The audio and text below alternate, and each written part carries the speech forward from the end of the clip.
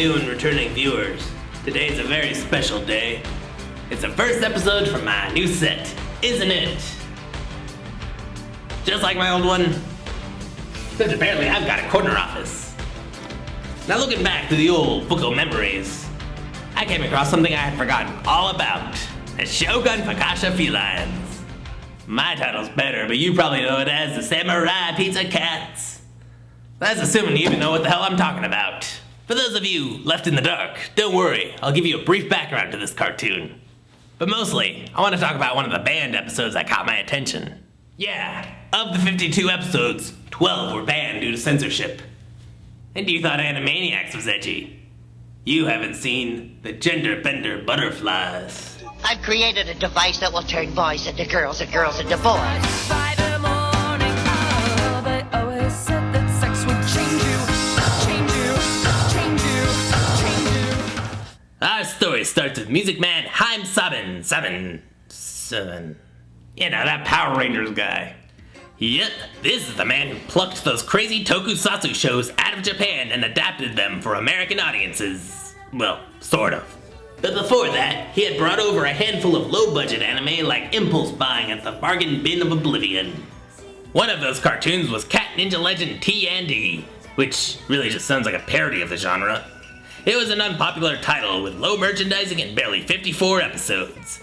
But Saban picked it up anyways because it was bright and shiny and had cute little kitties. And that's where this story gets interesting. The most common explanation is that Cat Ninja whatever had very few, if any, decent translations.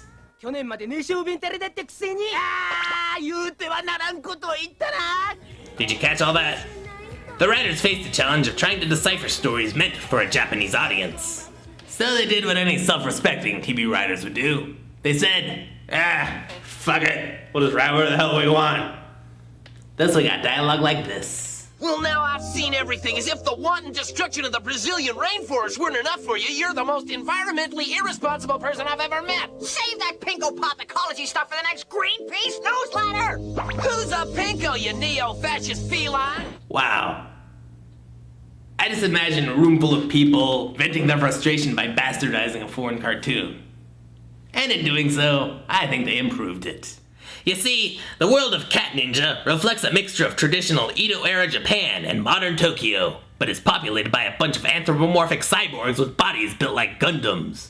There's no easy way to take that reality seriously. And unfortunately, the Japanese version did take such a reality seriously. Despite some slapstick and animated wackiness, the original story and dialogue were played pretty straight, and that just didn't work. And who's behind such a thing?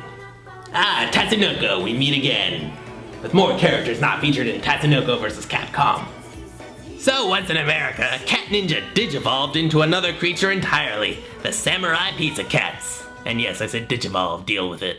In my opinion, the show improved significantly because the American writers made the whole thing a freaking farce. Stranger things have happened on this cartoon. Nah, this is too strange even for this show. But what really makes the show is the narration. And what a party it is! It has everything an expensive gathering like this could have. Beautiful decorations, rich men with squashed-up faces, plenty of delicious food. Nothing like the party they threw me last year. Sometimes he just straight up makes fun of the animation. As we rejoin the action, both boys are suffering a severe case of lockjaw. Or the writing. Boy, 2 flashbacks in one show. The writers must be getting desperate. But what else would you expect from a show with a theme song performed by a drunk Paul Lynde impersonator? This cat gets down with a love hangover. Yeah, he just said love hangover. It's that kind of kid's show. I just love to be punished. Good night, everybody.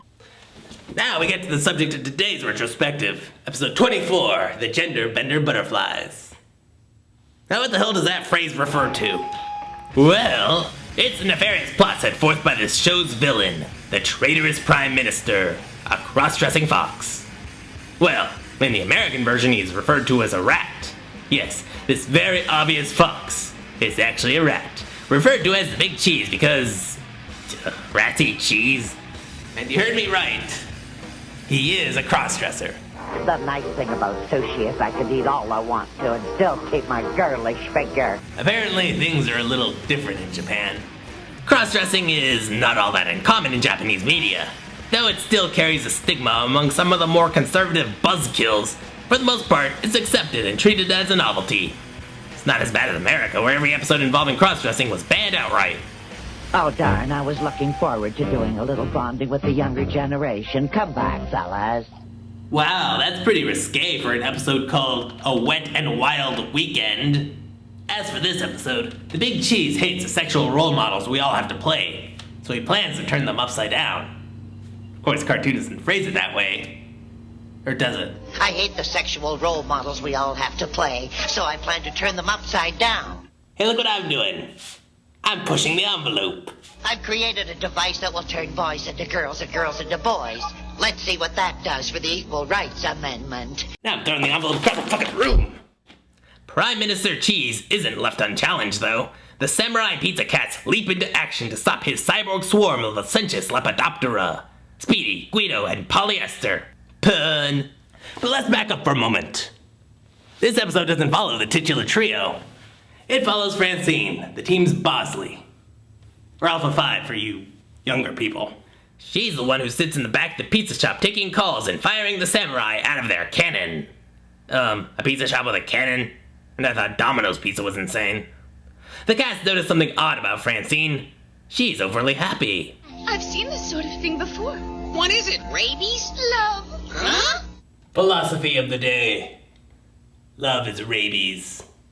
His name is Bucky. You know that tall, handsome deer with the great antlers? Why do you want to spend time with a deer? They're so stupid they get hypnotized by headlights. Does this count as racism? Or speciesism? Or am I just reading too much into this? Funny cartoon is funny.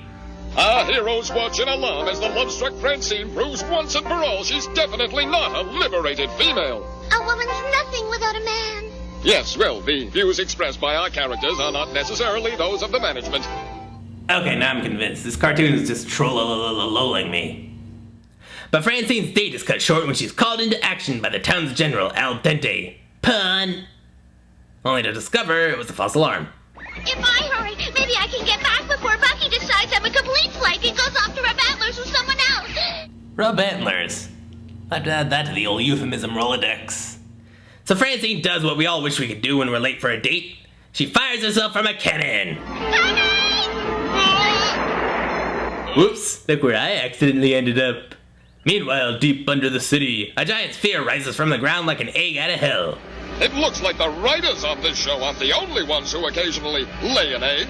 Oh, good one, narrator. This is the monster of the week, an egg. Controlled by the ninja warrior Bad Bird, pun alliteration. And here come the butterflies. No one suspects the butterfly. Come on, y'all, let's have a little fun. What do you say? Ah, that does it. Get your hooks off of me, you big ox. Huh? Oh, rejection! I can't stand rejection! You know, I really gotta wonder if the butterflies really turn innies into outies and outies into innies. Or if these characters have genitalia to speak of. Got fresh halibut here, fresh grouper, fresh flounder, not to mention. The most adorable little sardines you ever did see. Or if they just alter personalities based on gender stereotypes. Huh? You put the wag in my tail, you hot dog, you. Oh, Mitzi, you're such an animal. Yeah, my money's on gender stereotypes. Those do look familiar. Like, maybe we should have, like, a safe word or something, you know what I mean? What are you talking about? Cacao. Unaware of this strange sexual revolution. I know more cartoons establish a scene with that line. Unaware of this strange sexual revolution. I don't believe in relationships between different species. Yeah, they never work out. Huh? What do they know, honey? Don't listen. Animals should stick to their own kind. So wait, this is a parable of racism?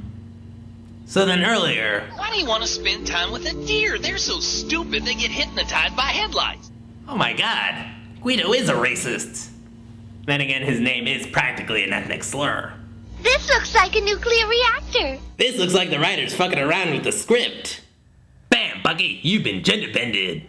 I think I'll start taking watercolor classes somewhere. Yes! Ciao. But that's just being sensitive. It's not necessarily a gender stereotype. Hey, what about the bill? Who's gonna pay the bill now? There's gender stereotype.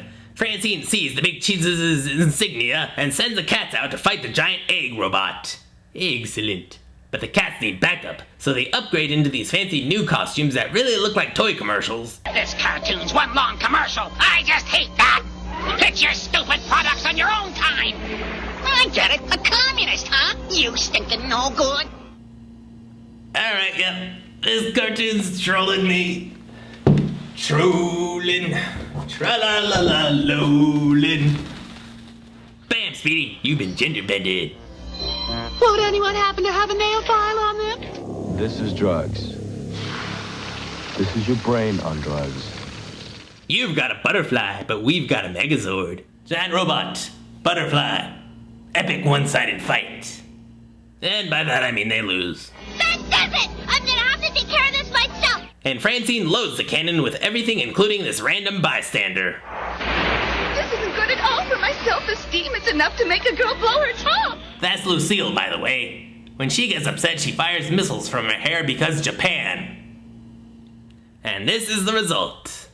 Speedy delivers the death blow and the day is saved in the name of interracial codependence. And that is the gender bender butterflies. I can already see the complaints boiling up. How dare they expose our children to such sexual themes? This cartoon is homophobic and intolerant. But don't take it so goddamn seriously. It's camp! The American writing team took a mediocre series and turned it into something grand. Even the Japanese writers admitted that the translators improved their creation. We've got to act now, and there's only one way to stop the dragon from wrecking Little Tokyo. We could elect the dragon vice president. That way we'd never hear from it again. Hilarious, strange, and always unpredictable, the Samurai Pizza Cats was a continuous jab at American culture and a challenge to the network television status quo. And this episode was the right amount of zaniness and social parody to culminate in a festival of farcical frivolity. It's just a shame it never aired in this country. Then again, I guess there is something to gain from this parade of pandemonium. Stupid shit happens, the public passes useless laws that hinder life, limit love, make a mockery of the human spirit, but you can't despair, you can't mourn or weep. You gotta laugh at it all and laugh at yourself. Find a reason to fight back, sing louder than the roars of ignorance, and in the end, the bigotry fizzles into an impotent mound of wasted space. Love comes back stronger and defeats the bonds of hate. The world is a crazy, mixed up place. But if you laugh at it, then I can't truly laugh at you. Oh, what's this thing doing? Ugh. I'm a girl all of a sudden. I feel like checking my email. Why is everybody judging my comedy based on my appearance? I look fucking good. Girls will be boys and boys will be girls. It's a mixed up world of sugar. Ladies and gentlemen, the obscure post-tentious oath. The obscure is a reviewer, and I'd like to note, he rarely passes judgment, 'cause he's always too damn toked. The obscure is a special case. The freaky smile upon his face. His mind's like a bad dream. And now we're talking beam. So hail to thee, O the obscure. Please pass your special crop. Though you may be just an unemployed poet with a consumer-grade handycam, we know you'll review like... A pizza cat, no. Oh, God, this is dumb. I can't believe I've been doing this for 1 year.